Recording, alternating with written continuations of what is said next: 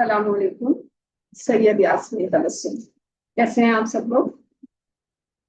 آج ہم سورہ نوح پڑھ رہے ہیں انشاءاللہ تعالی. سورہ نوح مکی صورت ہے اور اس میں 28 آیات ہیں، 224 اس کے کلمات ہیں، 999 اس کے حروف ہیں اور اس میں کل 2 رکوع. شروع کرتے ہیں. اعوذ باللہ من الشیطان الرجیم، بسم اللہ الرحمن الرحیم. ہم نے نوح کو ان کی قوم کی طرف بھیجا کہ تم اپنی قوم کو ڈراؤ، بیشتر اس کے کہ ان پر درد دینے والا عذاب واقع ہو. انہوں نے کہا اے میری قوم، میں تم کو صاف صاف ڈراتا ہوں کہ تم اللہ کی عبادت کیا کرو، اسی سے ڈرا کرو اور میرا کہنا مانو. وہ تمہارے گناہ بخش دے گا اور تم کو مقررہ وقت تک مہلت عطا کرے گا. جب اللہ کا مقررہ وقت آ جاتا ہے تو تاخیر نہیں کی جاتی. کاش تم جانتے ہوتے. جب قوم نے نہ مانا تو نوح نے کہا اے میرے رب، میں قوم کو رات اور دن بلاتا رہا مگر میری دعوت پر وہ اور زیادہ گریز کرتے رہے.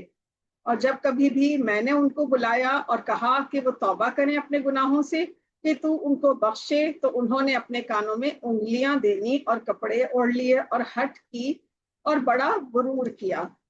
پھر میں ان کو کھلے طور پر بھی بلاتا رہا اور ظاہر اور پوشیدہ ہر طرح سمجھاتا رہا اور کہا کہ اپنے رب سے معافی مانگو کہ وہ بڑا معاف کرنے والا ہے.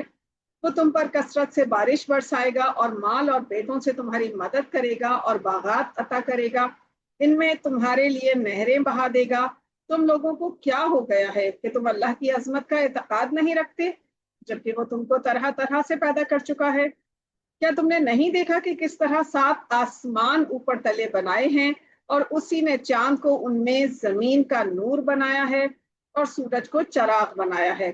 اور اللہ ہی نے تم کو زمین سے پیدا کیا، پھر وہ تم کو اسی میں لوٹا دے گا اور وہی تم کو اس سے دوبارہ نکالے گا.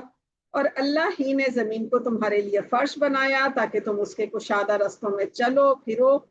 نوح نے عرض کیا اے میرے رب، یہ لوگ میرے کہنے پر نہیں چلے اور ایسوں کے تابع ہوئے ہیں کہ ان کے مال اور اولاد نے نقصان کے سوا کوئی فائدہ نہیں پہنچایا ہے. اور وہ بڑی بڑی چالیں چلے اور انہوں نے کہا اپنے معبودوں کو ہرگز نہ چھوڑنا، اور نہ ود کو، نہ سوا کو، نہ یغوث کو، نہ یعوق کو اور نہ نصر کو کبھی چھوڑنا. اور انہوں نے بہت سے لوگوں کو گمراہ کر دیا ہے تو تو ان کو اور گمراہ کر دے.